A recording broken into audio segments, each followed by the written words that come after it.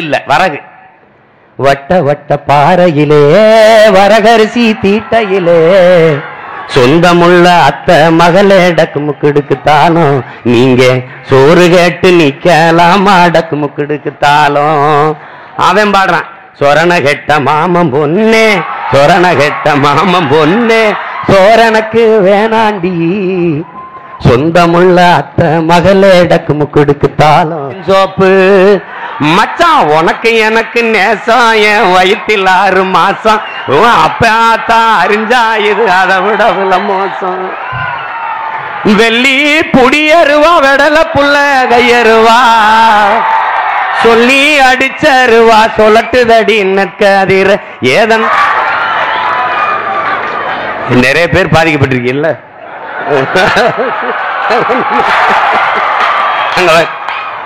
என் தங்கச்சி ஒண்ணு அவ்வளவு மகிழ்ச்சி அடையுது. கிட்டாரை வச்சுக்கிட்டு ஏதோ பாடிட்டு இருப்பாங்கன்னு அது இல்ல. நீ எத்தனை இசை அடி ராஜா, நீ பறை ஒரு தடவை அடிச்சு பாரு ராஜா. என்கிட்ட கேட்பான், என்கிட்ட எல்லாரும் எப்படி கேட்பாங்கன்னா, சீமான் நீங்க எப்படி தமிழர்களை கண்டுபிடிப்பீங்க அப்படின்னு.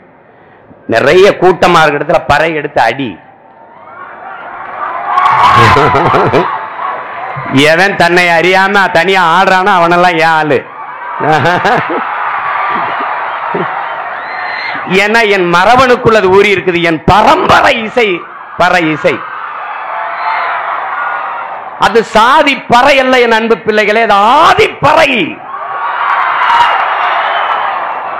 அதனால ஆதி தமிழ் பறையடா, அதை அடித்து பகைமுகத்தில் அறையடா என்கிற முழக்கத்தை முன்வைக்கிறோம். செத்து போறான் ஒருத்தன், மருத்துவர் கைவிட்டாரு செத்துட்டான்ட்டு.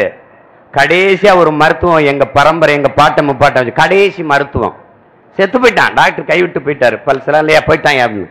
ஆனாலும் ஒரு நம்பிக்கை, அடிச்சு நான் என்ன தவில வச்சு அடிப்பான் பாருங்க, பணத்துக்கு பக்கத்துல அடிச்சு பார்ப்பான்.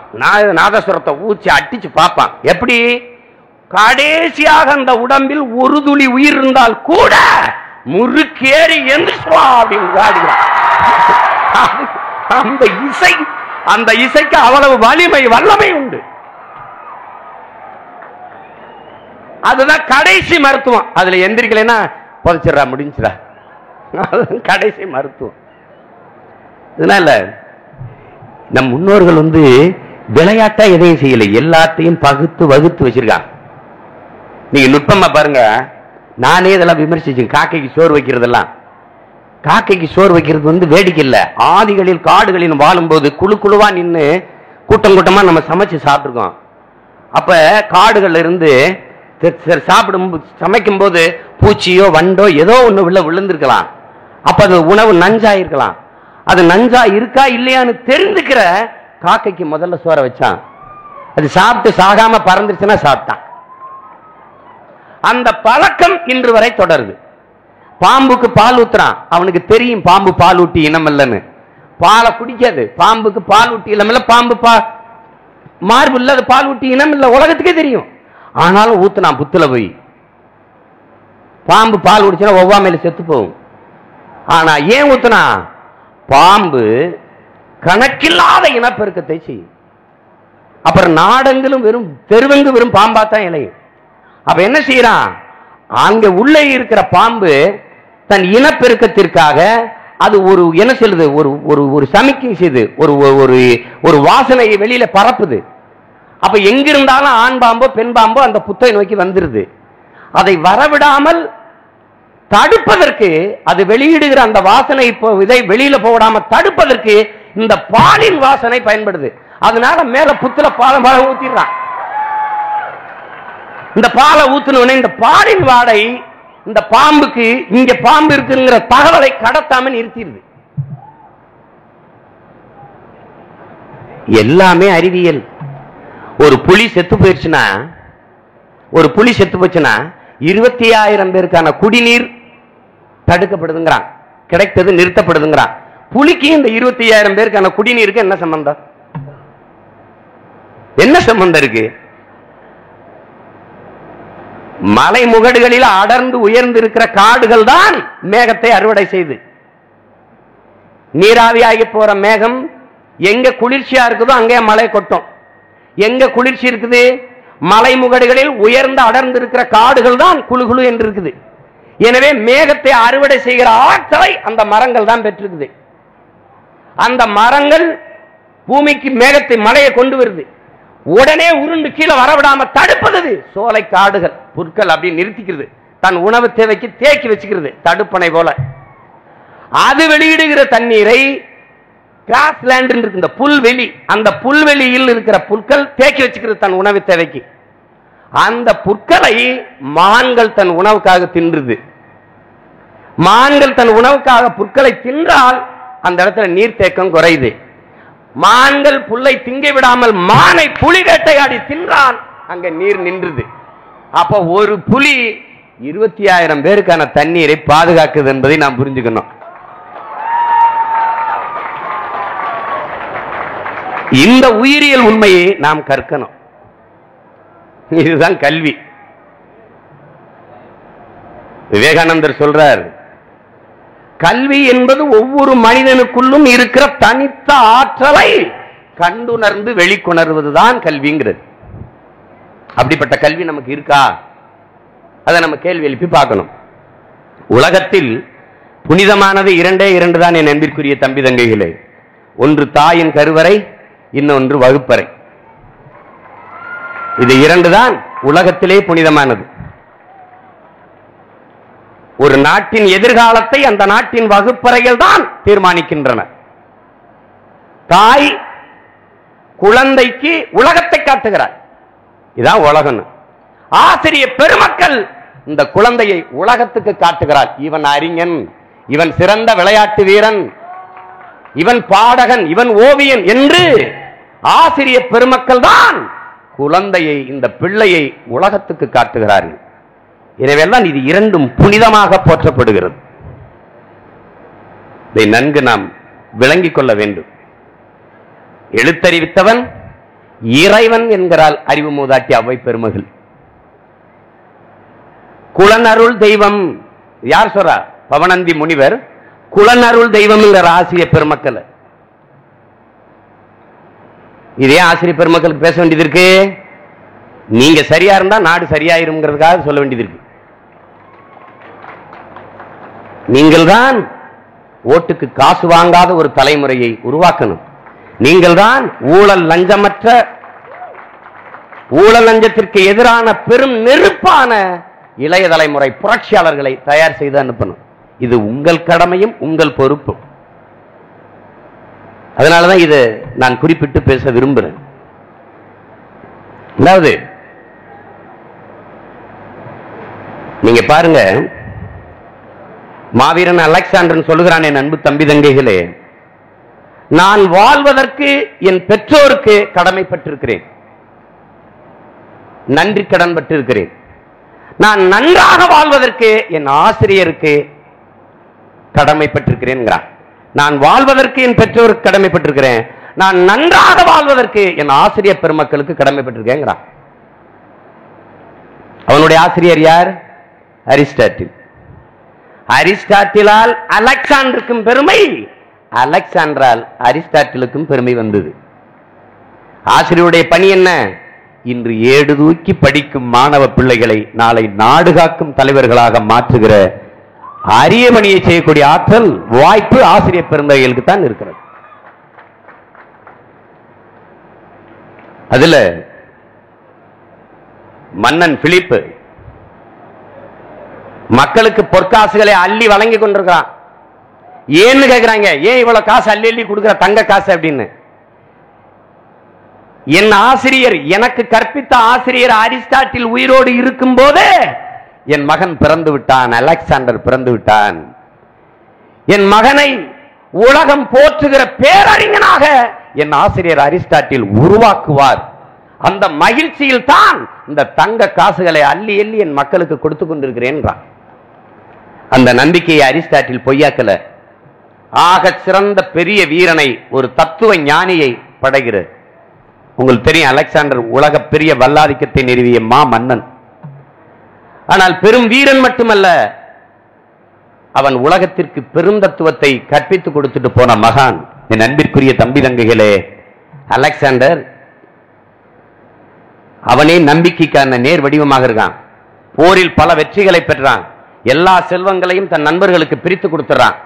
வெறுங்கையோட நிற்கிறான். நண்பர்கள் கேட்கிறாங்க, அலெக்சாண்டர், எல்லா வெற்றிகளையும் எல்லா பொருள்களையும் எங்களுக்கு தந்து விட்டாய், உன்னிடத்தில் என்ன இருக்கிறது உனக்கென்று என்று வேகமாக ஓடி குதிரையிலே ஏறி நின்று வானத்தை நோக்கி வாளை உயர்த்தி சொல்கிறான், என்னிடத்தில் நம்பிக்கை இருக்கிறது என்று.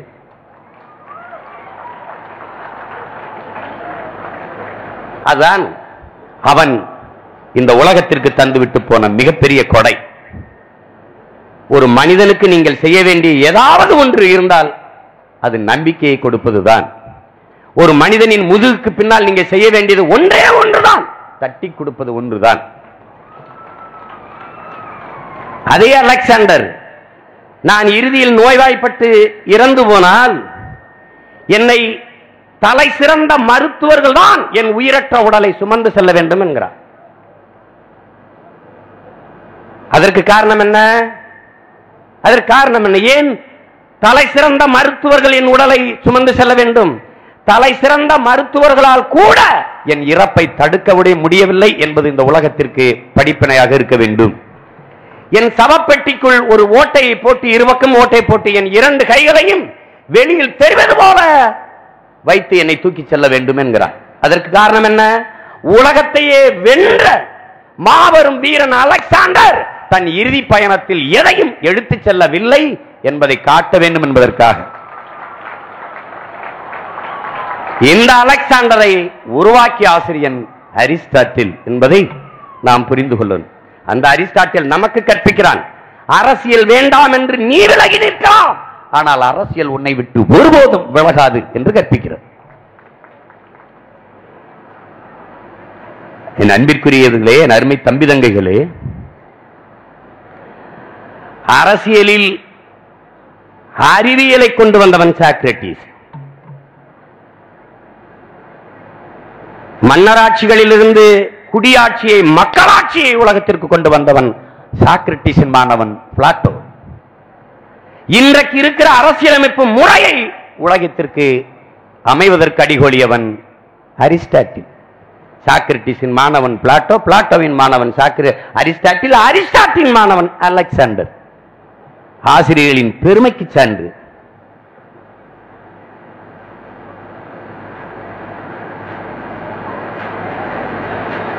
திருநெல்வேலியிலே சுப்பையாக பிறந்த சுப்பிரமணியம் மகாகவி காணதற்கும் ஆசிரியர் தான் காரணம். பீமாராவ் ராம்ஜி என்கிற ஒருவர் அரசியல் சாசனத்தை வகுத்து கொடுத்த புரட்சியாளர் அம்பேத்கர் ஆனதற்கும் ஆசிரியர் தான் காரணம்.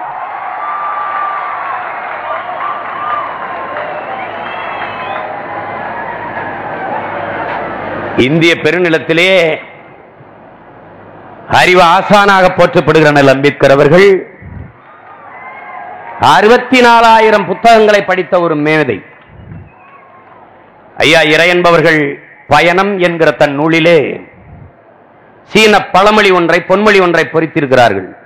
ஒரு மனிதன் தன் வாழ்நாளில் 10,000 கிலோமீட்டர் நடந்திருக்க வேண்டும், பயணம் செய்திருக்க வேண்டும், 10,000 புத்தகங்கள் படித்திருக்க வேண்டும். ஆனால் 64,000 புத்தகங்களை படித்த ஒரே மனிதன் இந்திய பெருநிலத்தில் புரட்சியாளர் அம்பேத்கர் என்பதை நாம் புரிந்து கொள்ள வேண்டும். அவர் நமக்கு கற்பிக்கிறார். என் அன்பு தம்பி தங்கைகளே, அறிவை தேடி ஓடுங்கள், நாளைய வரலாறு உங்கள் நிழலை தேடி ஓடி வரும் என்று கற்பிக்கிறார்.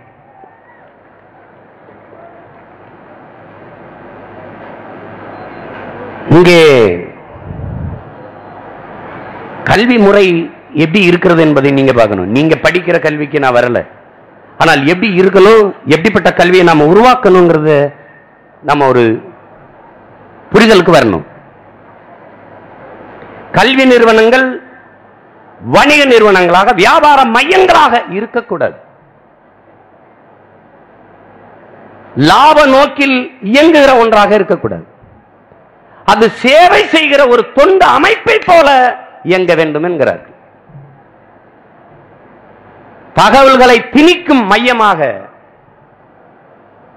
வேலை வாய்ப்பை பெற்றுக் கொடுக்கிற ஒரு நிறுவனமாக கல்வி நிறுவனங்கள் இருக்கக்கூடாது.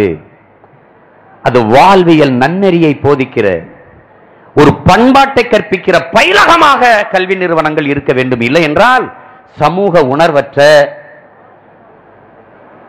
போர்க்குணமற்ற, தன்னலம் சார்ந்த ஒரு தலைமுறையைத்தான் இந்த கல்வி முறை உருவாக்கும் என்கிறார். அதான் இன்னைக்கு நடந்துகிட்டு இருக்கு. அநீதியை கண்டு எதிர்க்க துணிவில்லை, நமக்கு அதுக்கு பிரச்சனை, நமக்கு அதுக்கு வம்பு என்று ஒதுங்கி போகிற ஒரு பெருங்கூட்டம். அநீதியை எதிர்க்க துணிவில்லாதவன் அதை சகித்துக் கொள்கிறான். தொடர்ச்சியாக சகித்துக் கொள்கிறவன் அடிமையாகிறான். இதான் அடிமைக்கான அடிப்படை விதியாக இருக்கிறது. உலகத்தில் எங்கு அநீதி நடக்கிறதோ, அநியாயம் நடக்கிறதோ, அதை கண்டு சகித்துக் கொண்டு இருக்க முடியாமல் நீ கோபப்படுவாயானால் நீயும் என் தோழனே என்கிறான் புரட்சியாளர் சேகுவேரா. இங்க அப்படி இல்லை. நமக்கு அதுக்கு பிரச்சனை, நமக்கு அதுக்கு வம்பு. தன் வீட்டு கூரை எரியாத வரை எவனும் இங்க தண்ணி எடுத்துக்கிட்டு வர தயாரா இல்ல. மூணாவது வீடுதானே எரியுது என்று கதவை சாத்தி கொண்டு படுக்க போகிறான். அடுத்த 3வது நிமிடத்தில் அவன் வீடு எரிந்து சாம்பலாகும் என்கிற சிந்தனை எவனுக்கும் இல்லை. இந்த பிரச்சனை இதுதான் என் உடன் பிறந்தார்களே. இது ஒரு உளவியல் நோய். இந்த சமூகத்தை நீண்ட காலமாக பிடித்து வாட்டுகிற பெரு நோய். இதிலிருந்து விடுபடுவதற்கு, இந்த நோயை குணப்படுத்துவதற்கான மருத்துவர்களாக நீங்கள் ஒவ்வொருவரும் வர வேண்டும் என்பதுதான் இந்த அண்ணனுடைய அன்பான விருப்பம், ஆசை. தமிழ் இளம் தலைமுறையினர் ஒரு அசாத்திய ஆற்றல் கொண்டவர்களாக, நம்பிக்கை கொண்டவர்களாக இருக்கணும். விவேகானந்தர் சொல்றார், எல்லாம் தப்பு தப்பா இருக்க, சரி செஞ்சிட முடியுமா? எல்லாம் பிரச்சனையா இருக்க, சரி செஞ்சிட முடியுமா? அதுக்கு விவேகானந்தர் கற்பிக்கிறார், முழுமையான நேர்மை. இந்த வார்த்தையை நன்கு புரிஞ்சுக்கணும். நேர்மை, அதுல முழுமையான நேர்மை. புனிதம், அடுத்த வார்த்தையை போடுறார், புனிதம். எதையும் எளிதில் செய்து முடிக்கக்கூடிய பேராற்றல். இதை கொண்ட இளைஞர்கள் 50 பேர் ஒன்றிணைந்தாலே போதும், இந்த உலகத்தையே புரட்சிகர மாற்றத்திற்கு கொண்டு வந்துவிட முடியும் என்கிறார். இதையே எங்கள் உயிர் தலைவன் என் அண்ணன் மேதகவி பிரபாகரன் அவர்கள் எங்களுக்கு கற்பிக்கிறார். 50 பேர் இருந்தால் விவாதிக்கலாம், 5 பேர் இருந்தால் சாதிக்கலாம் என்கிறார்.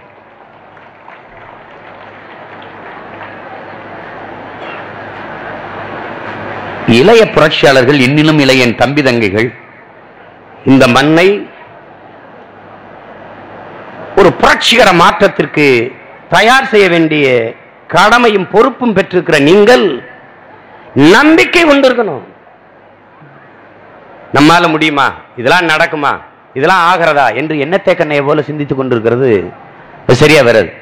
எண்ணத்தை கண்ணையன்னா அவர் பேர் ஏன், அவர் பேர் கண்ணையா, எண்ணத்தை கண்ணையா ஏன் வந்துச்சு? சட்டமுறைன்னு ஒரு படத்துல வாங்க அவனை போய் பிடிச்சிருவோம், எண்ணத்தை பிடிச்சு எண்ணத்தை போய், ஒரு விரக்தி மனப்பான்மையில் அந்த வார்த்தையை அடிக்கடி பயன்படுத்திக் கொண்டே இருப்பார். எண்ணத்தை சாப்பிட்டு எண்ணத்தை படுத்து இப்படியே பேசிக்கொண்டிருப்பார்.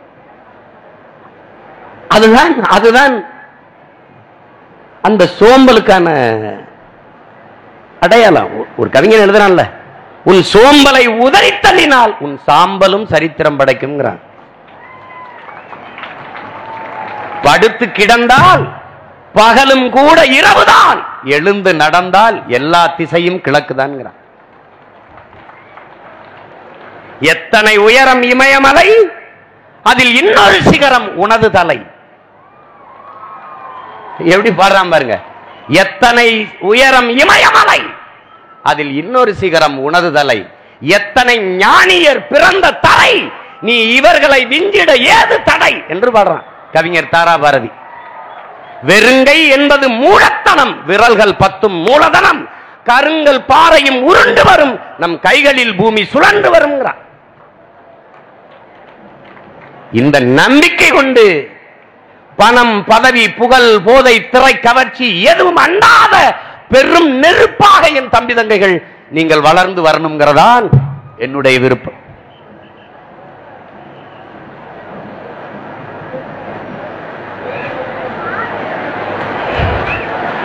நாங்க திரைப்படம் எடுக்க தான் வந்தோம், நானும் வந்தேன். இப்ப என் தம்பி எல்லாம் அதான் எடுத்துக்கிட்டு இருக்கிறாங்க. ஆனாலும் சிலர் பணத்தை தேடி ஓடிக்கொண்டிருக்கும் போது நான் இனத்தை தேடி ஓடிக்கொண்டிருக்கிறேன் என்பதை நீங்கள் விளங்கிக் கொண்டிருக்கணும். படம் எடுத்தால் எனக்கு வருமானம் வரும். என் வருமானமா என் இனமானமா என்று என் முன்னே நிற்கிற போது என் இனமானம் தான் எனக்கு பெரிது என்று இந்த வேலையை செய்ய வேண்டும். ரொம்ப முக்கியம். என்னுடைய தம்பி சமுத்திரகனி கூட சொன்ன, அண்ணன் இந்த கலைகள் எல்லாம் அழியாமல் பாதுகாப்பது எவ்வளவு பெரிய பொறுப்பு. இன்றைக்கெல்லாம் தமிழ் திரைப்படங்களில் நமது பிள்ளைகள் காட்சி அல்லது பாடலாக எப்படியாவது இந்த கலை வடிவங்களை உள்ளே கொண்டு வந்து அழிய விடாமல் பாதுகாக்கிறார். அதெல்லாம் மிகுந்த பாராட்டுக்குரியது.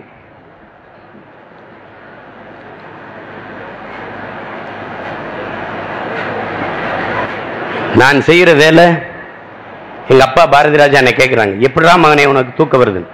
கதை சொல்லும் போது இந்த கதைகளை எல்லாம் வைத்துக் கொண்டு எப்படி இந்த வேலையை உன்னால செய்ய முடியுது? வழி இல்லை, வேற வழி இல்லை. விட்டுட்டு போனா ஒண்ணும் இல்லை, யாரும் இல்லை, கேட்க ஆள் இல்லை. ஒரு இடத்துல போராட்டம்னா சீமான கூப்பிட்டுங்கிறான். இந்த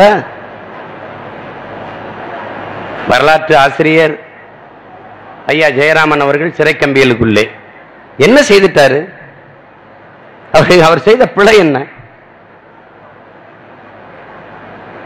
என் தாய் நிலத்தின் வளத்தை கொள்ளையடிக்காதீர்கள். நாங்க என்ன கேட்கிறோம்? என் தாயின் மாறில் பால் குடியுங்கள், ஆனால் மாறை அறுத்து ரத்தம் குடிக்காதீர்கள் உலகத்திலே என்று தான் கெஞ்சிரும். இதே ஹைட்ரோ கார்பன், இதே மீத்தேனியத்தின் மக்கிய மரக்கழிவிலே, அழுகிய காய்கறி கழிவிலே, மாட்டு ஆட்டு சாணத்திலே எடுக்க முடியும் என்கிற போது ஏன் என் பூமி தாயின் ஈரக்குலையை அறுக்கிறீர்கள், இதயத்தை நசுக்கிறீர்கள், நொறுக்குகிறீர்கள்? எதற்காக என்கிறதான் நான் கேட்கிறோம். இதே சிங்கப்பூர் ஹைட்ரோ கார்பன் மீத்தேன் எடுக்கலையா? மக்கிய மரக்கழிவிலிருந்து தனக்கு வேண்டிய ஹைட்ரோ கார்பன் மீத்தேன் எடுத்துக் கொள்ளலையா? எதற்காக?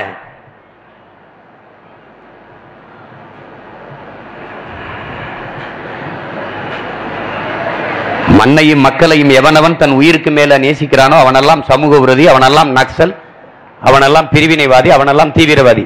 எவனெல்லாம் என் மண்ணையும் மக்களையும் வளத்தையும் நலத்தையும் கெடுத்து நாட்டை நாசம் பண்றானோ அவனெல்லாம் தலைவன். அப்படிதான் நீங்க கட்டமைக்கப்படுது. அப்படிதான் இங்க கட்டமைக்கப்படுது. உங்களை போலதான் எங்களுக்கு இருந்தது, ஆசை இருந்தது. பாட்டுக்கு ஆடணும், விசில் அடிச்சோம், கைதட்டணும், திரையரங்கில் போய் முதல் காட்சி பார்த்துடணும் அப்படின்லாம் இருந்து வந்தவங்க தான் நாங்க எல்லாம். ஒன்றும் இது இல்லை. தெருக்கூத்து நடக்கும்போது முதல் இருக்கையில் போய் உட்கார்ந்து பார்த்தவங்க தான். வள்ளி திருமண் நாடகமா பப்புன் வர்றதுக்கு முன்னாடியே போயிடணும். கரகாட்டமா பாவக்குத்தா அப்படி முன்னாடி போய் உட்கார்ந்துக்கிறணும். அதெல்லாம் இன்னும் எங்களுக்குள்ள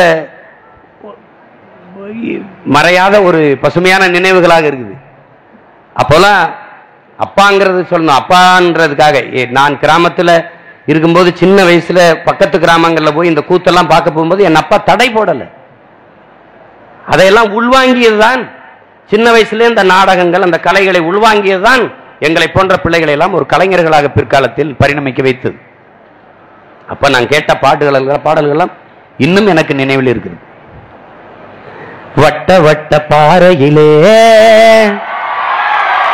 வட்ட வட்ட பாறையிலே, வரகரிசி தீட்டையிலே, சொந்தமுள்ள அத்த மகனே டக்குமுக்குடுக்குத்தாலும் நீங்க சோறு கேட்டு நிக்கலாம் டக்குமுக்குடுக்குத்தாலும்.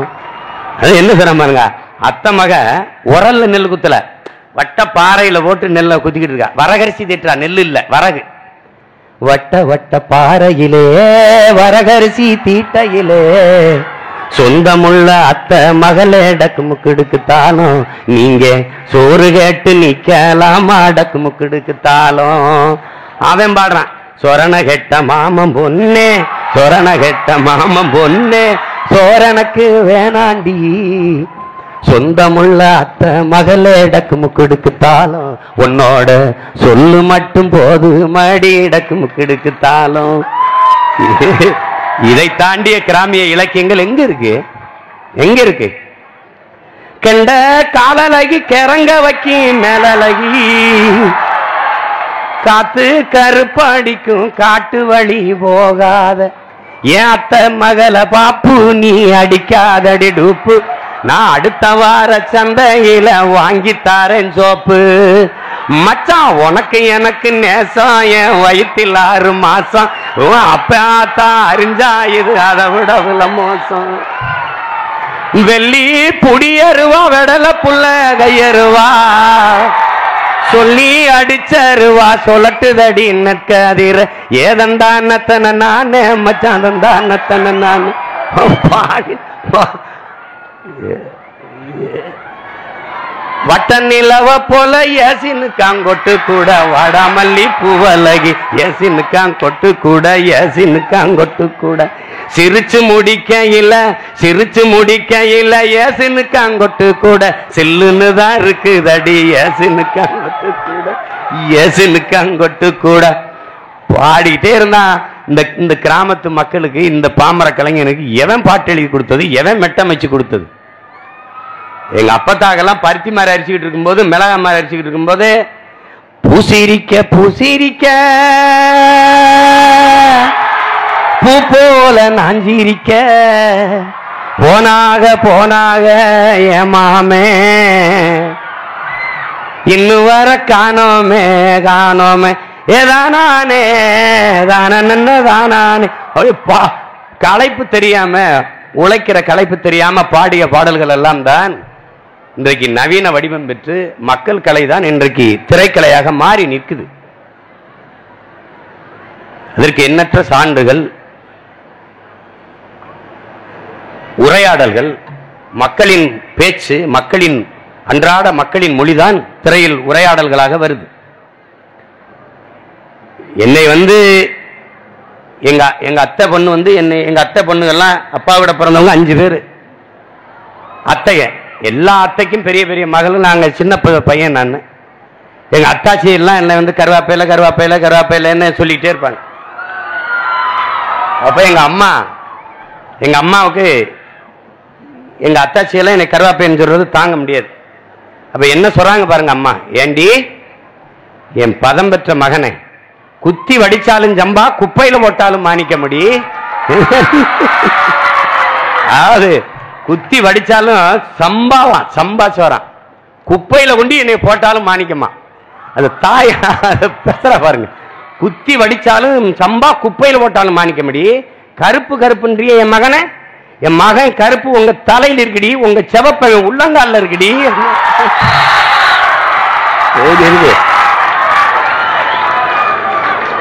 நிறைய பேர் பாதிக்கப்பட்டிருக்கீல்ல.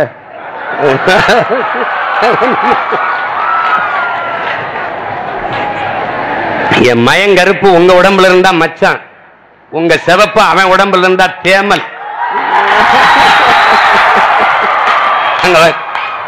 என் தங்கச்சி ஒண்ணு அவ்வளவு மகிழ்ச்சி அடையுது. கருப்பா இருக்கிற அந்த கரும்புல இருந்து அவ்வளவு இனிப்பா இருக்கிற சக்கரை வருது. கருப்பு தான் அழகு, காரம் தான் ருசி. வெள்ளைங்கிறது அழகல்ல நிறம், ஆங்கிலம் என்பது அறிவல்ல மொழி. அவ்வளவுதான்.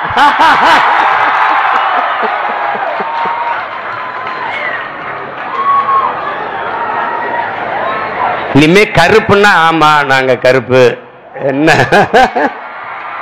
கருப்பு என்பது என் அன்பு தம்பி தங்கைகளை தெய்வத்தின் நிறம், வெள்ளை என்பது பிசாசின் நிறம். எவனாவது நம்ம கோயிலுக்கு போ, நம்ம சாமி எதையாவது பாரு, வெள்ளையா இருந்தா என்னை வந்து கேளு,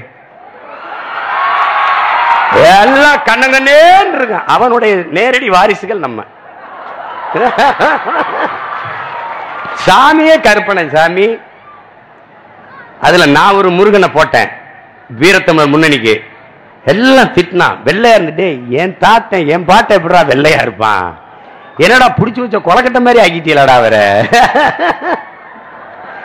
அவர் எங்காவது கருப்பா தான் இருப்பான். அதனால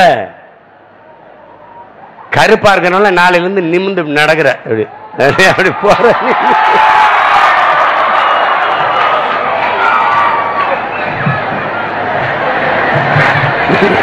அதாவது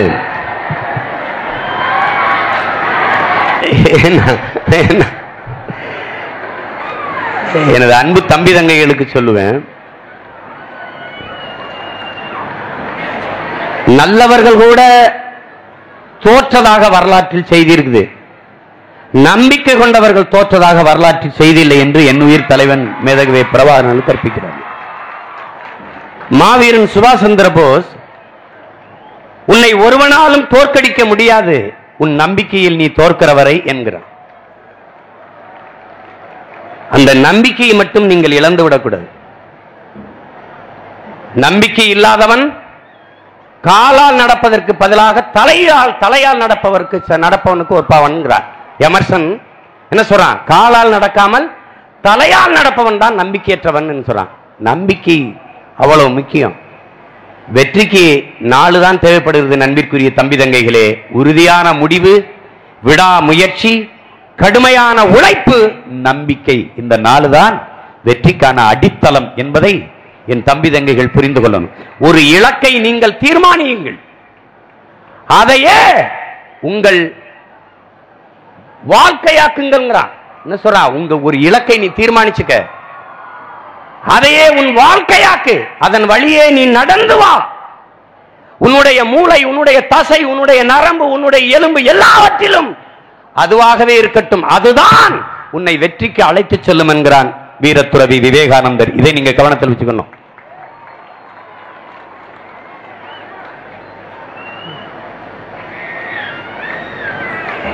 நம்மால் முடியுமா என்கிற கேள்வியை நீங்க எழுப்பக்கூடாது. நம்மால் முடியாதது உலகில் யாராலும் முடியாது, உலகில் யாராலும் முடியாதது நம்மால் முடியும் என்கிற நம்பிக்கை உங்களுக்கு இருக்கணும். அது ரொம்ப முக்கியம். நீங்க சிகரம் கடக்க வேண்டும் என்று முடிவெடுத்து விட்டால் ஒற்றை சிறகிலும் பறக்கலாம். என் அன்பிற்குரிய தம்பி தங்கைகளை உங்களுக்கு நான் கற்பிக்க விரும்புவது, தமிழ் அறிவியலின் அடையாளமாக இருக்கிற நம்ம ஐயா அப்துல் கலாம் அவர்கள் சொல்கிறார்கள், எல்லா பறவைகளும் மழை பெய்தால் கூட்டை நோக்கித்தான் பறக்கும். ஆனால் கழுகு இருக்கிறதே, அது மழை பெய்தால் மேகத்தை கிழித்துக் கொண்டு மேலே போய் பறக்கும் என்கிற. நீங்கள் மழை பெய்தால் கூட்டை நோக்கி பறக்கும் பறவைகளாக இல்லாது அந்த மேகத்தை கிழித்துக் கொண்டு மேலே சென்று பறக்கிற கழுகுகளாக நீங்கள் மாற வேண்டும். விளக்கை நோக்கி பறக்கிற விட்டில் பூச்சிகளாக அல்லாது இலக்கை நோக்கி பறக்கிற எரிகணைகளாக நாம் மாற வேண்டும். அறிஞர் பெர்னாட்ஷா என்ன கற்பிக்கிறான்? உலகில் எல்லோரும் உலகம் போகிற போக்கிலேயே போக நினைக்கிறார்கள்.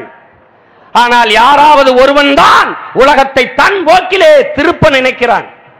உலகம் பெற்றிருக்கிற இத்தனை மாறுதலுக்கும் காரணம் இந்த உலகத்தை தன் போக்கிலே திருப்ப நினைப்பவர்கள் தான். அவன் தான் இதுவரைக்கும் காரணமா இருந்திருக்கான். அது மார்க்ஸ், அது லெனின், அது சேகுவேரா, அது பிடல் காஸ்ட்ரோ, புத்தன், பூலே, அரிஸ்டாட்டில், சாக்ரட்டிஸ், பிளாட்டோ, எவனாக இருந்தாலும் இந்த உலகத்தை தன் போக்கில் திருப்ப நினைத்தவன் தான் இந்த உலகம் பெற்றிருக்க இத்தனை மாறுதலுக்கும் காரணமாக இருந்திருக்கிறார்கள். எனவே அன்பு தம்பி தங்கைகளே, உலகத்தை உங்கள் பக்கம் திருப்ப நினையுங்கள். கூட்டத்தில் ஒருவராக நீங்கள் இருக்க நினைக்காதீர்கள். கூட்டம் உங்களை சுற்றி நிற்க வேண்டும் என்கிற முடிவில் நீங்கள் இருக்க வேண்டும். ஹிட்லர் என்ன நம்மளை கற்பிக்கிறான்? உன்னை இந்த உலகம் திரும்பி பார்க்க வேண்டுமா, நீ எவனையும் திரும்பி பார்க்காதேங்கிறான். அதான் முக்கியம். உன்னை எல்லாரும் பின்னாடி இருந்து விமர்சிக்கிறானா, இவன்லாம் ஒரு ஆளா, இவனால முடியுமா? எல்லோரும் உன்னை பின்னாடி நின்று விமர்சித்தால் நீ எல்லோருக்கும் முன்னாடி நிற்கிறாய் என்பது பொருள். அதை புரிந்துக. உன்னை விமர்சிக்கிறானா, அதுவும் ஒருவித பாராட்டுத்தான். நீ யாரையோ ஒருவனை பொறாமைப்பட வைத்திருக்கிறாய், அதில் நீ பெருமை கொள்.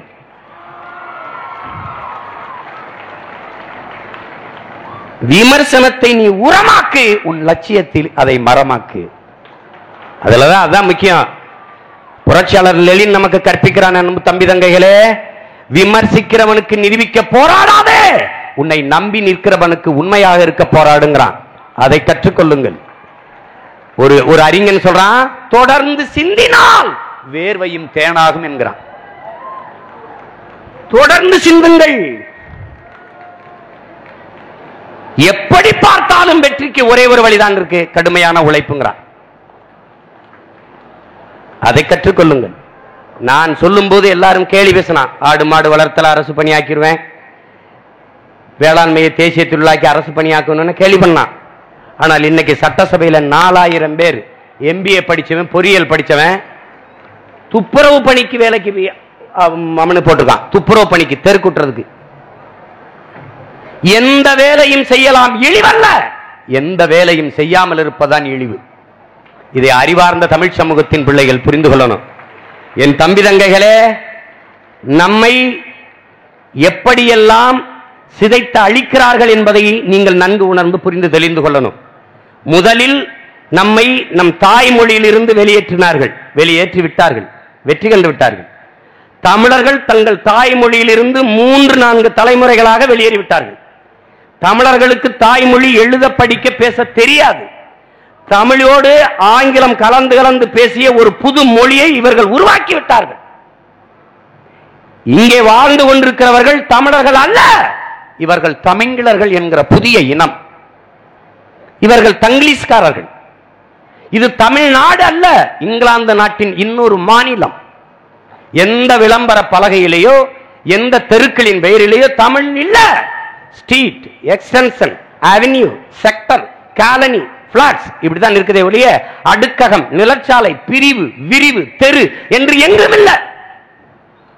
வணிக நிறுவனங்கள் தமிழகத்தின் தமிழ் தெருக்களில் தமிழ் இல்லை. மணக்க வரும் தென்றலிலே குளிராய் இல்லை, தோப்பில் நிழலாய் இல்லை, தனிப்பெரிதாம் துன்பம் இது தமிழகத்தின் தமிழ் தெருவில் தமிழ்தான் இல்லை என்று வருந்தி பாடினான் புரட்சி பாவலன் பாரதிதாசன். ஆனால் இன்று வரை இல்லை.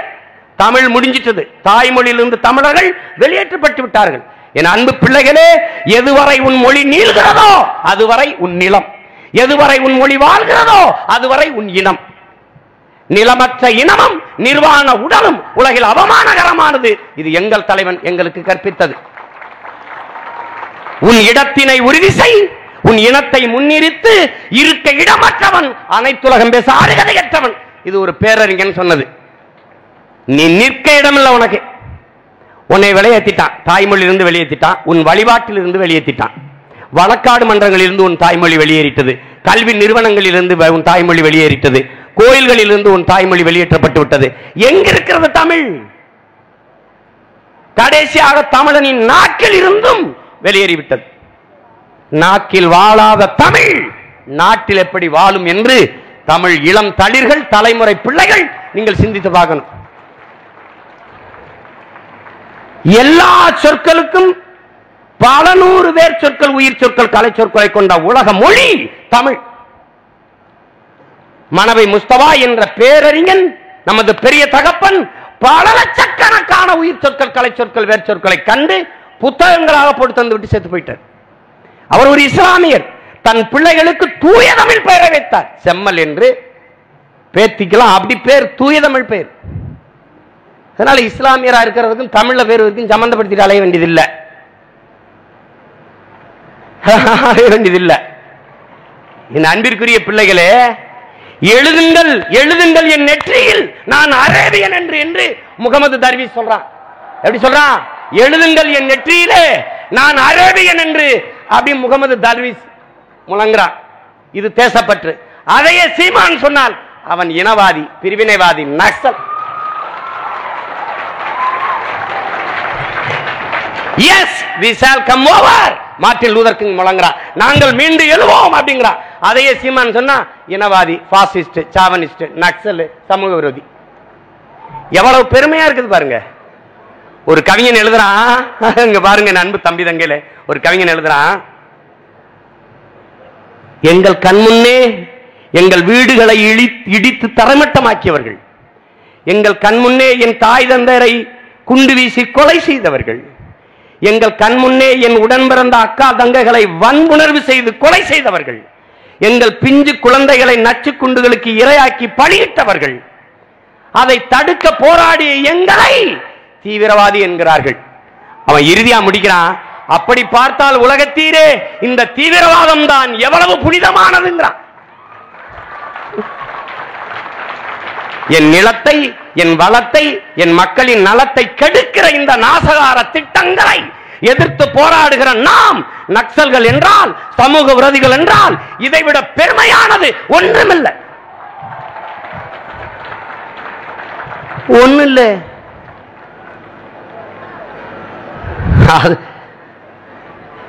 நீங்க ஒன்று ஒன்றா பிறங்கணும். முதல்ல மொழியிலிருந்து வெளியேற்றி, பிறகு உன் வரலாற்றில் இருந்து உன்னை வெளியேற்றுறது. வரலாற்றில் இருந்து இங்க பாருங்க என் தம்பி தங்கைகளே, வேற இழந்த மரமும் வரலாற்றை இழந்த இனமும் வாழாது. வேற இழந்த மரம் எப்படி வாழாதோ அப்படி வரலாற்றை மறந்த இனம் வாழாது. நீ யார் என்பதை அடையாளம் காட்டக்கூடியதே உன் வரலாறு தான். சீமான் என்பவன் சீமான் அல்ல, அவன் மூதாதைகளின் எச்சம். என் முகம் எப்படி இருப்பதற்கு, என் நிறம் எப்படி இருப்பதற்கு, என் கை எப்படி இருப்பதற்கு, என் கால் எப்படி இருப்பதற்கு, என் கோபம் எப்படி இருப்பதற்கு காரணம் என் மூதாதையர்கள் விட்டு விட்டு சென்ற எச்சம் மிச்சம் என்பதை அறிவார்ந்த தமிழ் சமூகத்தின் தம்பி தங்கையில் புரிந்து கொள்ளணும். நான் என்றால் நான் இல்ல, நீ என்றால் நீ இல்ல, வரலாற்றின் தொடர்ச்சி.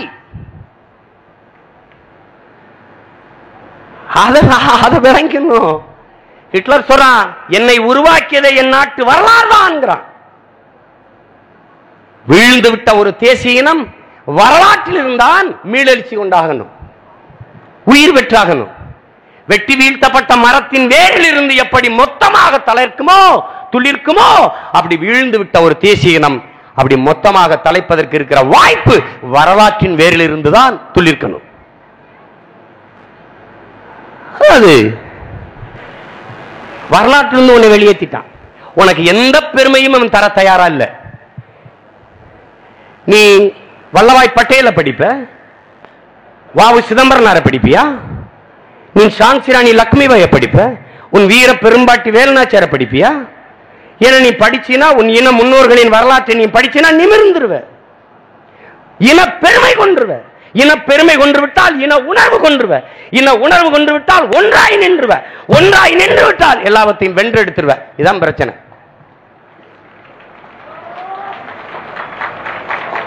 அப்ப உனக்கு என்ன பெருமை ஊட்டப்படுது? மொழி பற்றி இனப்பற்று இல்லாது ஒழித்து, வரலாற்று பெருமைகள் அறவே உன்னை அடைய விடாமல் அழித்து, சாதி பெருமை மத பெருமையை உன் மண்டைக்குள்ள தள்ளிட்டான். இங்க எப்படி இருக்கு? சாதி மதம் சாராயம் பணம், இது நாலு தவிர வேற ஏதாவது இருக்கா? இல்ல. இது நாளையும் ஒழித்து நீ நேர்மையான உண்மையான அரசியலை கட்டமைத்து தூய ஆட்சியை நீ அமைக்கணும்னா எவ்வளவு பெரிய புரட்சிக்கு நீ தயாராகணும்னு நீ முடிவெடுத்துக்கணும்.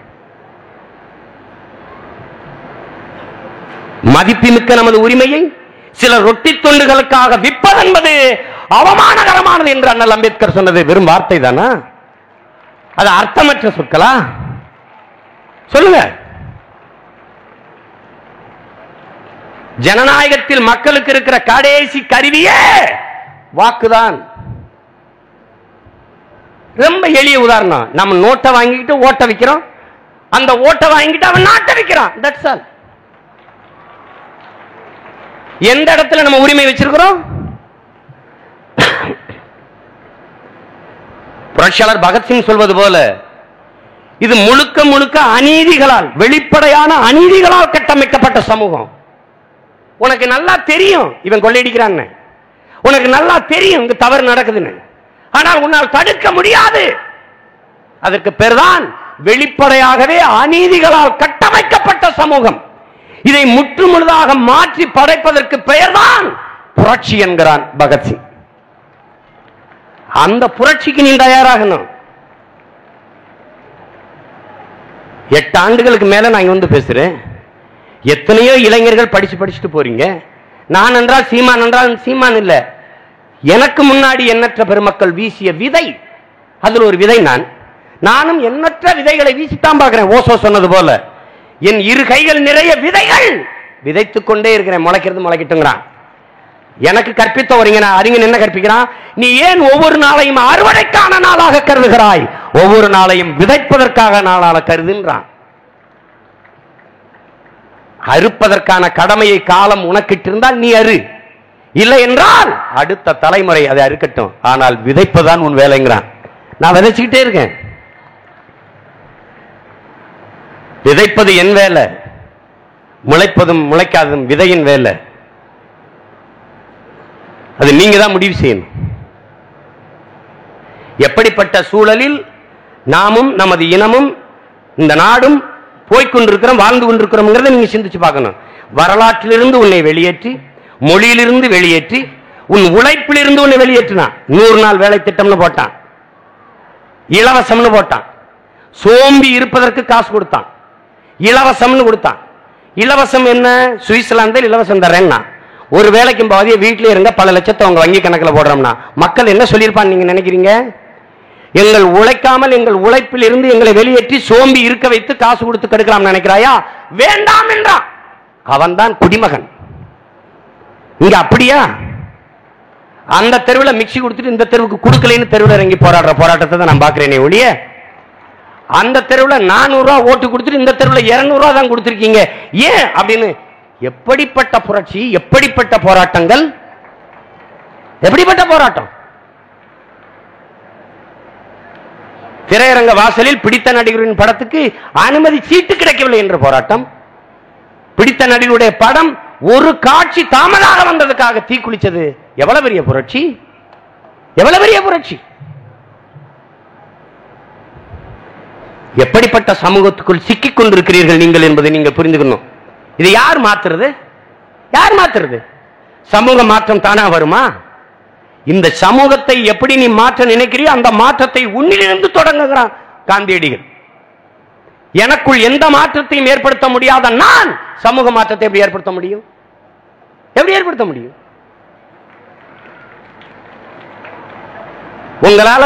உங்களால ஒரு 10 வார்த்தை ஆங்கில வார்த்தையை நீக்கிட்டு பேச முடியாதா? உங்களுக்கு மொழி இல்லையா, சொற்கள் இல்லையா? சொற்கள் இல்லையா? இந்த ஒளி வாங்கி மைக்கு, இதுக்கு உங்களுக்கு சொற்கள் இல்ல, ஒளி வாங்கி இருக்கு. இது ஸ்பீக்கர், இதுக்கு சொல்ல ஒளி பெருக்கி இருக்கு. இது குழல் விளக்கு இருக்கு, அந்த டியூப் லைட்டுக்கு குழல் விளக்கு இருக்குது. அது ஒளி ஒளி பதிவு கருவி இருக்கு. எல்லாவற்றுக்கும் தமிழ்ல சொல்லு இருக்குது. அதனாலதான் எந்த மொழியின் துணையின்றி தனித்து இயங்கக்கூடிய உயர் தனி செம்மொழி என்று உலகத்தார் பாராட்டுறான்.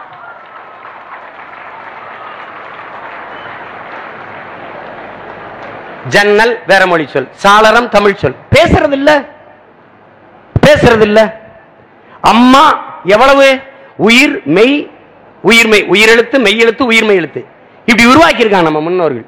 நீ மம்மி டாடி, மம்மி என்றால் பதப்படுத்தப்பட்ட பிணம், அதான பொருள். ஒரு காட்சி இப்படி இப்படி பார்க்க, ஒரு பையன் அழுதுட்டு ஓடி வர்றான். ஏன்டா அழுதுட்டு வரேன்னா, அம்மா என்னை அடிக்கிறாங்க. ஏன்டா அடிக்கிறாங்க? அம்மான்னு சொன்ன அடிக்கிறாங்க. என்னடா சொல்ல சொல்றாங்க? மம்மின்னு சொல்ல சொல்லி அடிக்கிறாங்க. எப்படி இருக்கு? தாய்மொழியை மறந்து விட்ட ஒரு இனம் மம்மி தானே, பதப்படுத்த பிணம் தானே. அப்புறம் சரியா தானே அந்த அம்மா சொல்லி இருக்குது. அறிவார்ந்த எனது தம்பி தங்கைகளே, தாய்மொழியை மறந்து விட்டா இழந்து விட்ட ஒரு இனம் வாழ்ந்ததாக வரலாற்றில் செய்திருக்கா? சொல்லுங்க பாப்போம். இல்ல, ஏறக்குறைய உங்கள் இனம் இல்ல, அழிந்து விட்டது. உங்களுக்கு 2 தான் இருக்கு, சாதி மதம். அடிச்சுக்கிட்டு செத்தா புதைக்க சுடுகாடு, அதுவும் கூட சில சாதிக்கு இல்ல. ஒண்ணுமே இல்ல உங்களுக்கு. இந்த நிலையில் நீங்கள் நின்று கொண்டிருக்கிறீர்கள். ஏன் இதை சொல்றேன்? புரட்சியாளர் அம்பேத்கர் கற்பிக்கிறார், ஒருவன் அடிமையாக இருக்கிறான் என்பதை உணர்த்திவிடு, பிறகு அவனே கிளர்ச்சி செய்து போராடுவாங்கிறார். அந்த உணர்த்துதலை, அந்த கற்பித்தலை தான் நான் உங்களுக்கு செய்றேன்.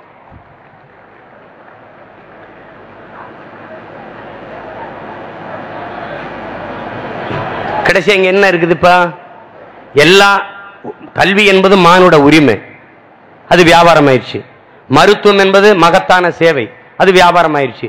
இதெல்லாம் எப்ப பொதுமையாகும்? எப்போ ஒரு மாற்றுதல்? எல்லாருக்கும் சரியான சமமான கல்வி, சரியான தரமான மருத்துவம் எப்போது கிடைக்கும்? என்றைக்கு கிடைக்கும்? என்றைக்கு கிடைக்கும்? அதுக்கு யார் வேலை செய்ய போறது?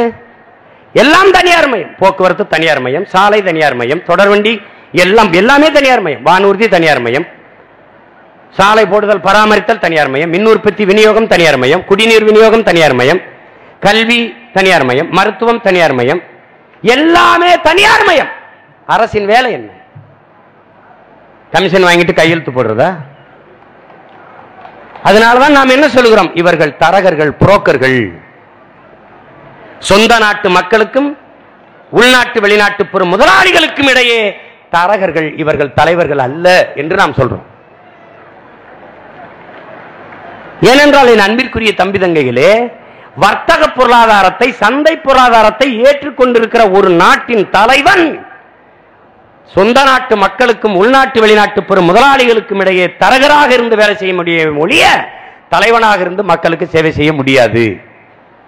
இதை நீ வேணா வாதிட்டு பாரு, இல்ல கேட்டுப்பாரு, பொருளாதார மேதைகள்கிட்ட கேட்டுப்பாரு. வாய்ப்பே கிடையாது, வாய்ப்பே கிடையாது.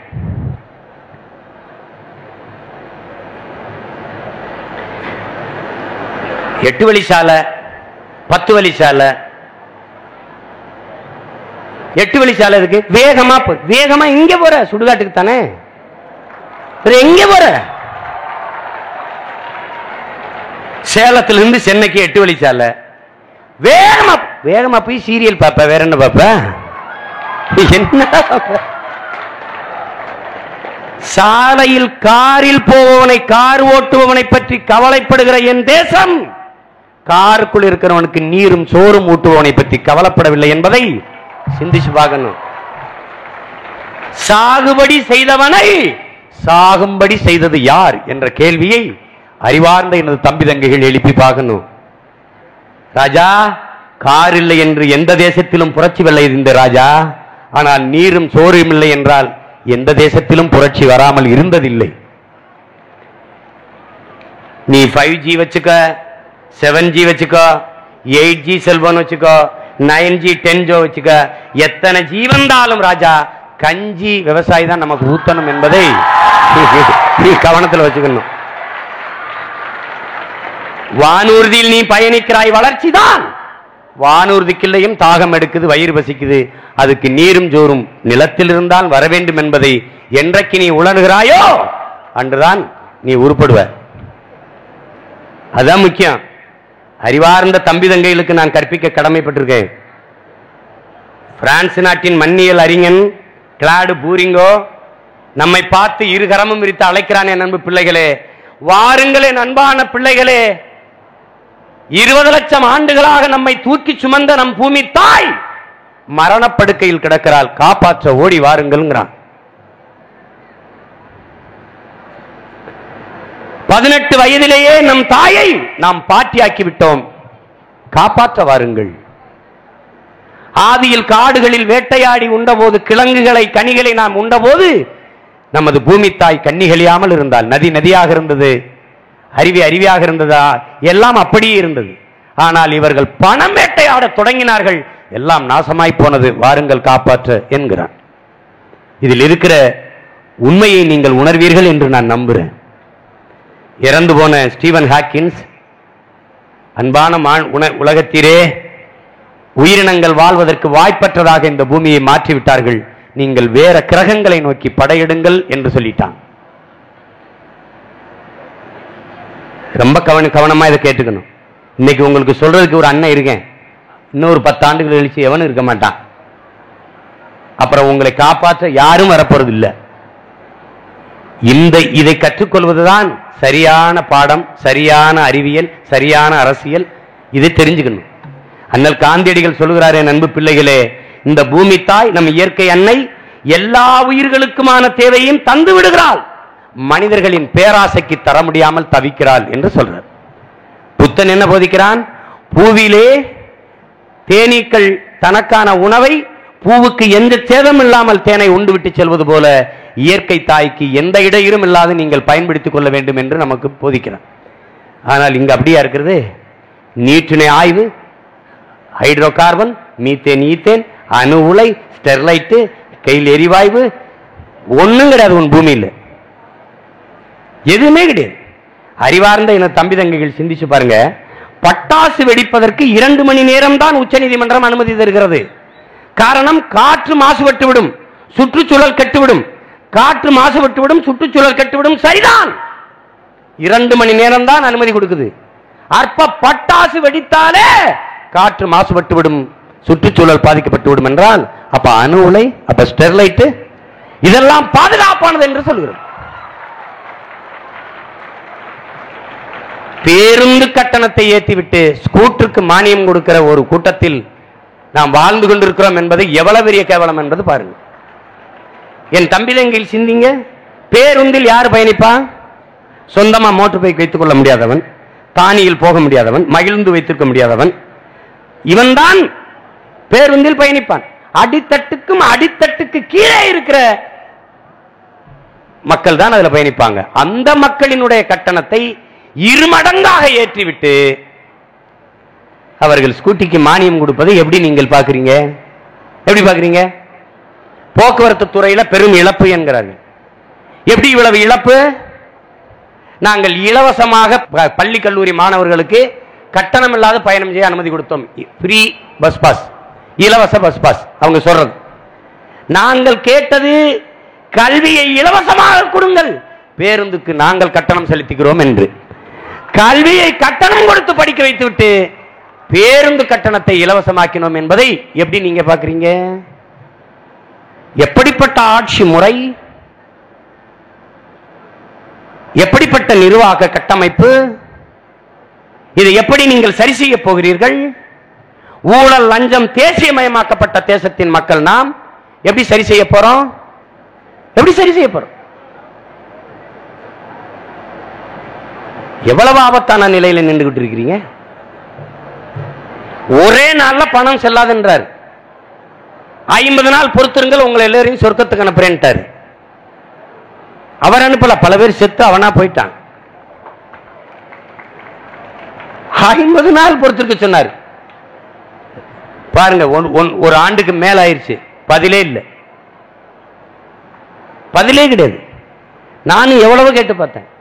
பணம் செல்லாது என்று சொல்றீங்களே, அதனால எப்படி ஊழல் லஞ்சத்தை ஒழிப்பீங்க? பேச்சு கடன்ல மின்னணு பரிமாற்றத்துக்கு வாங்கங்கிறாரு. மின்னணு பரிமாற்றம், கேஷ்லெஸ் எக்கனாமிக்கு வாங்கங்கிறாரு.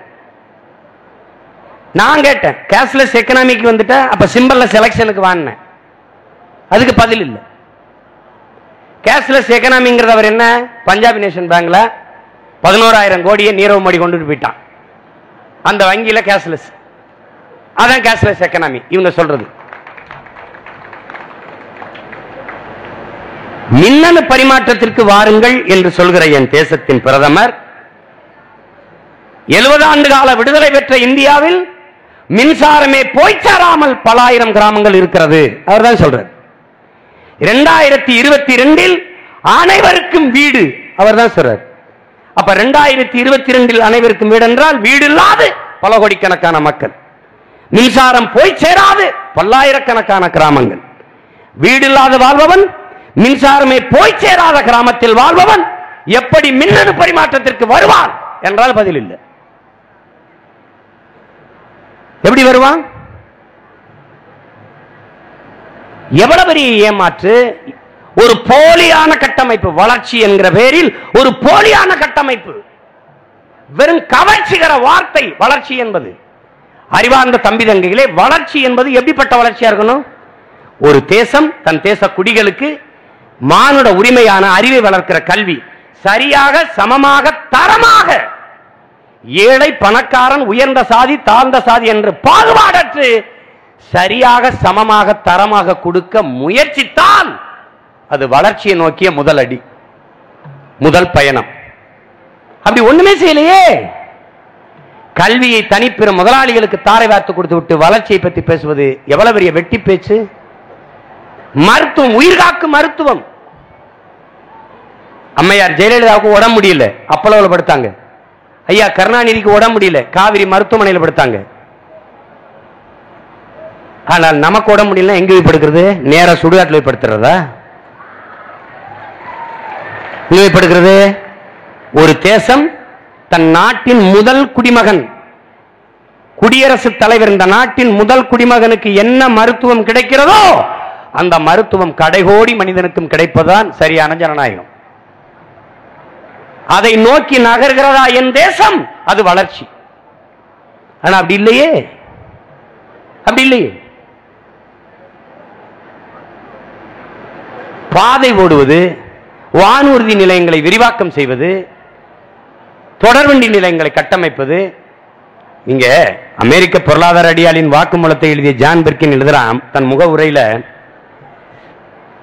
நாங்கள் உங்கள் நாட்டு தலைவர்களுக்கு கடன் கொடுப்போம், அவர்களை கையெழுத்திட வைப்போம், கடனாளிகளாக்குவோம், பிறகு எங்களுக்கு வேலை செய்கிற பொருளாதாரம், பாதுகாப்பு, தொழில் இவற்றில் எங்களுக்காக வேலை செய்கிற வேலையாளாக மாற்றுவோம்.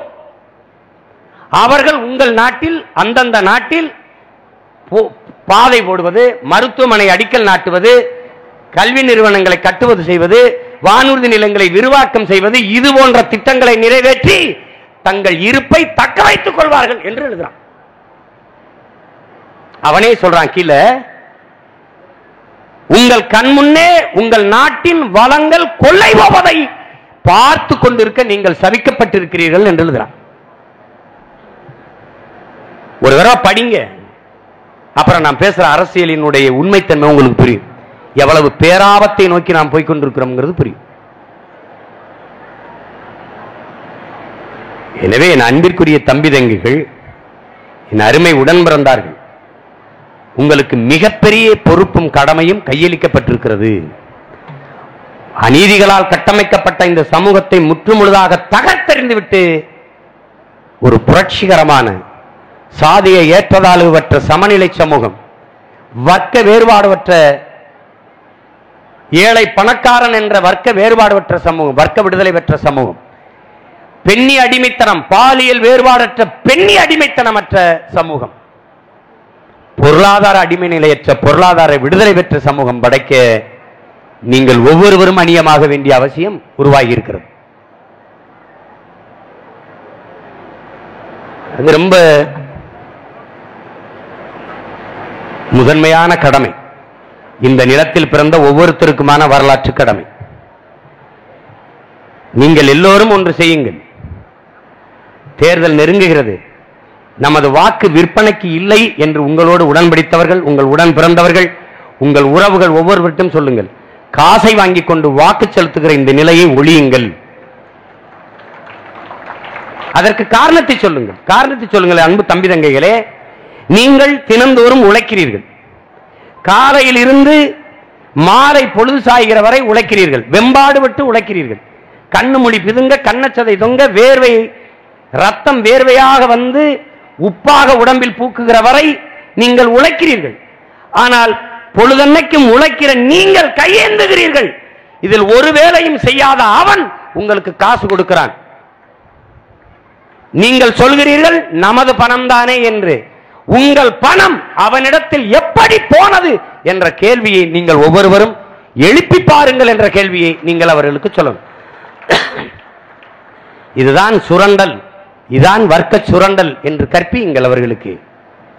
ஒரு முதலாளி ஒரு தொகுதியில் ஒரு வாக்குக்கு 2000, 3000, 5000 என்று பணத்தை கொடுத்து 100 கோடி 200 கோடியை முதலீடு செய்து வாக்கை பெற்று அதிகாரத்துக்கு வருவது என்பது மக்களுக்கு சேவை செய்யவா என்பதை கேள்வி எழுப்பி பார்க்கணும். ஒரு முதலாளி முதலீடு செய்வது மக்கள் சேவைக்கா, தன் லாப தேவைக்கா என்பதை அறிவார்ந்த தம்பி தங்கைகள் சிந்தித்து அதை அடுத்த தலைமுறைக்கு கடத்தணும். என்ன வேணாலும் செய்யலாம், ஓட்டுக்கு காசு கொடுத்து ஓட்டை வாங்கி விடலாம் என்ற நிலை இருக்கிற வரை தூய அரசியல் உருவாகாது, நல்ல ஆட்சி மலராது. அப்படி என்றால் நாம் இன்று இருக்கிற துயதுரும்பை தூக்கி சுமக்கிற அடிமை வாழ்வியல் நிலையிலிருந்து நாம் மீளவே முடியாது, ஒண்ணுமே செய்ய முடியாது. அதற்கு எதிராக படித்துக் கொண்டிருக்கிற இளைய தலைமுறை தம்பி தங்கைகள் ஒரு புரட்சிகர இயக்கமாக மாறுங்கள். பணத்தை வாங்கிக் கொண்டு வாக்கு செலுத்துகிற அந்த கொடிய நிலையில் இருந்து தமிழர் நிலத்தை மீட்டெடுக்க நீங்கள் அரும்பாடாற்றுங்கள். தெருவில் இருந்து போராடுங்கிறதுல ஒரு முகநூல் பதிவு, ஒரு சின்ன சுட்டி செய்தி ஒவ்வொருவரும் செய்யுங்க. ஒரு புரட்சி தீ போல பற்ற வையுங்கள். தானாக மாறும், தானாக மாறும். என் அன்பிற்குரிய பிள்ளைகளை, இது நம்மால் முடியுமா என்று நினைக்காதீங்க. ஒரு வண்டி நிறைய குப்பையானாலும் அதை கொளுத்துவதற்கு வண்டி நிறைய குப்பை நெருப்பெடுத்துக் கொண்டு யாரும் போவதில்லை. வண்டி நிறைய குப்பையானாலும் ஒரு தீக்குச்சி, ஒரு தீப்பெட்டி தான். என்ன கற்பிக்கிறான்?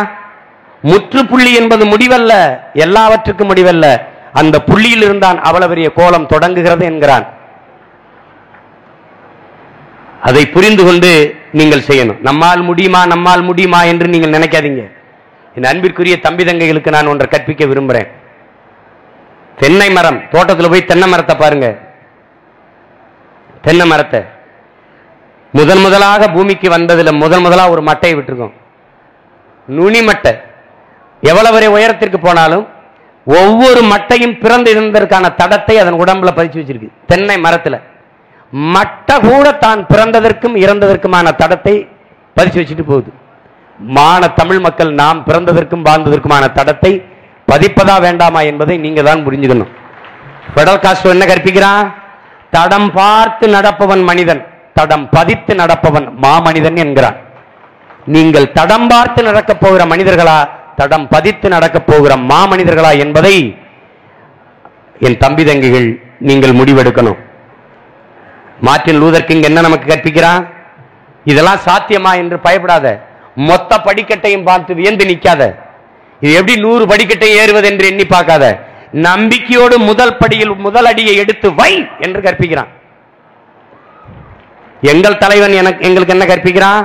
எத்தனை ஆயிரம் கிலோமீட்டர் பயணமானாலும் ஒரு காலடி தடத்தில் தான் தொடங்கியாக வேண்டும் என்கிறான். தொடங்கு,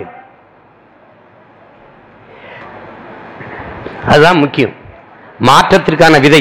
புரட்சி என்பது மண்ணில் தோன்றுவதற்கு முன்பு மக்களின் மனத்தில் தோன்ற வேண்டும் என்கிறார்கள்.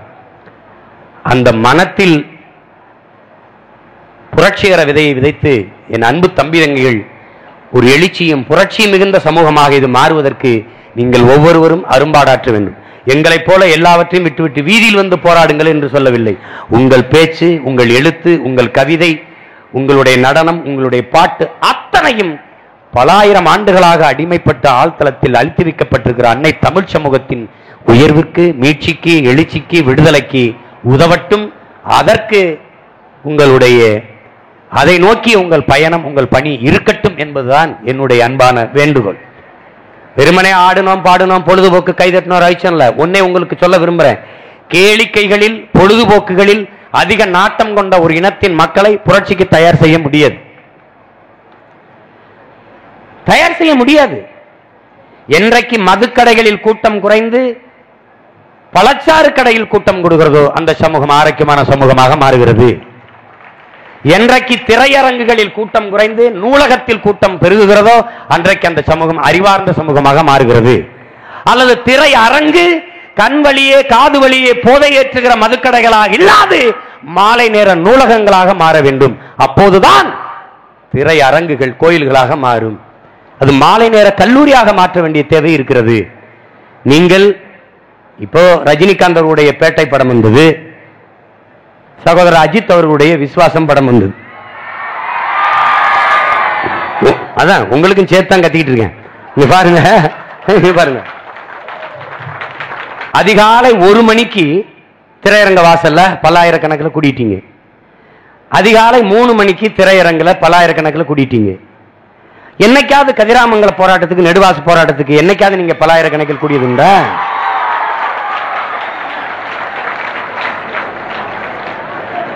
நிலம் போகிறது, வளம் போகிறது, வாழ்க்கை பறிவாகிறது. அதை பற்றி கவலை இல்லாது பொழுதுபோக்கிற்கு இப்படி கூடுகிற கூட்டத்தை வைத்து புரட்சியை எடுக்கவே முடியாது. பசித்த அனுபவனுக்கு பால் ஊட்டாது. நடித்த நடிகனின் பதாகைக்கு பால் ஊத்துற கூட்டத்தை வைத்துக் கொண்டு ஒன்னும் செய்ய முடியாது, ஒன்னும் செய்ய முடியாது. கோயில்ல சூடம் காட்ட போக மாட்டான், நாக்குல திரையரங்க வாசல்ல சூடம் காட்டிடுவான். நாக்குல அப்படியே 4 நாள் காட்டிக்கிட்டு புற்று வந்து செத்து போவ. இது எவ்வளவு பெரிய இந்த சமூகம், ஒரு அறம் சார்ந்து மானம் வீரம் சார்ந்து வாழ்ந்த ஒரு சமூக கூட்டம் எவ்வளவு இழிவான நிலைக்கு தள்ளப்பட்டுக் கொண்டிருக்கிறது.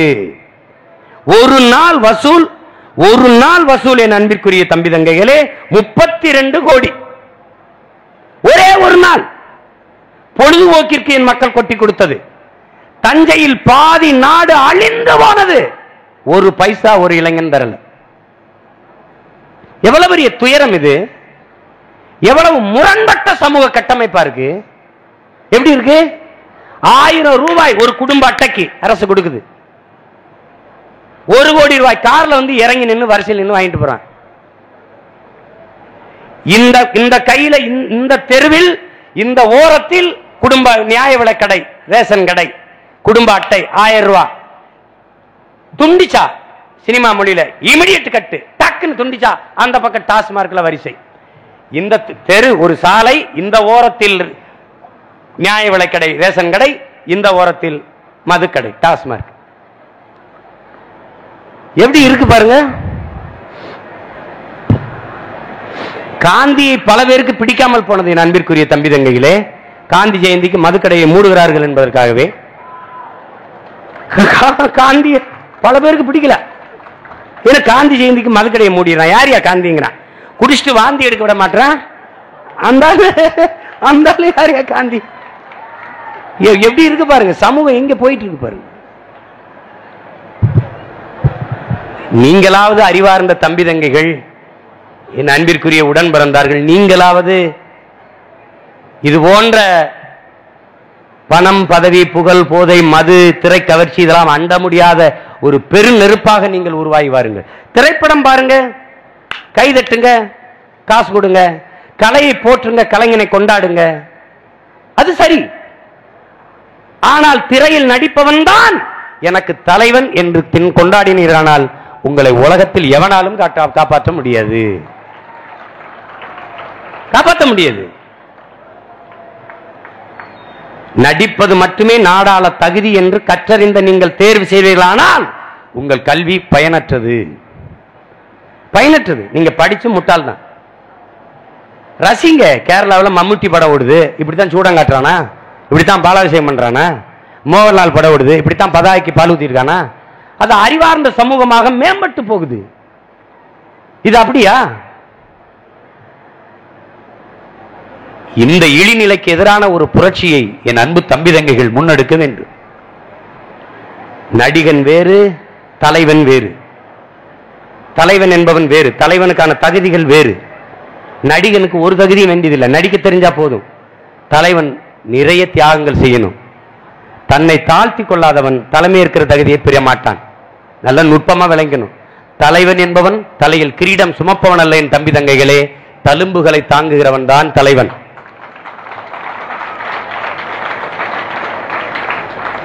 விமர்சனங்கள் தாங்கணும், அவமானங்களை தாங்கணும், எண்ணற்ற துயர துன்பங்களை தூக்கி சுமக்கணும். அவன் தான் தலைவன். நீங்க இதையெல்லாம் அறிவார்ந்த என் தம்பி தங்கைகள் புரிந்து கொண்டு அடுத்த தலைமுறை தமிழ் சமூகமாவது ஒரு பண்பட்ட சமூகமாக, மேம்பட்ட சமூகமாக, அறிவார்ந்த தமிழ் சமூகமாக வருவதற்கு நீங்கள் எல்லாம் அரும்பாடாற்ற வேண்டும். என்ன படித்தோம் என்பதை மறந்து விடாதே. நாம் ஏன் படித்தோம், எதற்காக படித்தோம் என்பதையும் நீ மறந்து விடக்கூடாது. அதான் முக்கியம். உங்களுக்கு உங்கள் அண்ணன் கற்பிக்க வேண்டியது சிந்தனையை கூர்மையாக்குங்கள், செயலை அதில் நேர்மையாக்குங்கள். இதான் நான் உங்களுக்கு கற்பிக்க விரும்பியது. எந்த சூழ்நிலையிலும் தன்னலமற்று உண்மையும் நேர்மையுமாக இந்த மண்ணுக்கும் மக்களுக்குமாக நின்று நாங்கள் உழைப்போம். எந்த பணிக்கு சென்றாலும், வங்கி பணியா, ஆசிரியர் பணியா, காவல்துறை பணியா, எந்த பணிக்கு நாங்கள் சென்றாலும் ஊழல் லஞ்சத்திற்கு எதிராக நிற்போம். உண்மையும் நேர்மையுமாக நின்று என் மண்ணுக்கு மக்களுக்குமாக பணியாற்றுவோம் என்ற உறுதியை நீங்கள் ஏற்க வேண்டும் என்பதான் என் உளமார்ந்த விருப்பம்.